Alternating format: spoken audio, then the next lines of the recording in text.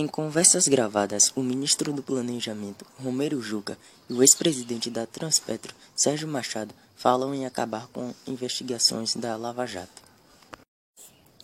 O link da matéria completa estará na descrição.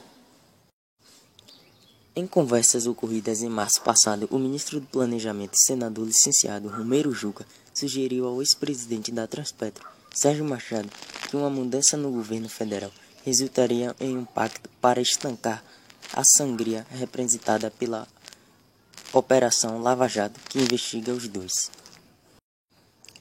Gravados de forma oculta, os diálogos entre Machado e Jucá ocorreram semanas antes da votação na Câmara que desencadeou o impeachment de Dilma Rousseff. As conversas chegam a 1h15 e estão em poder da Procuradoria-Geral da República. Em um dos trechos da conversa, Jucá disse que um eventual governo Temer deveria construir um pacto nacional com o Supremo e com tudo. Machado disse: "Aí parava tudo, delimitava onde está. Pronto."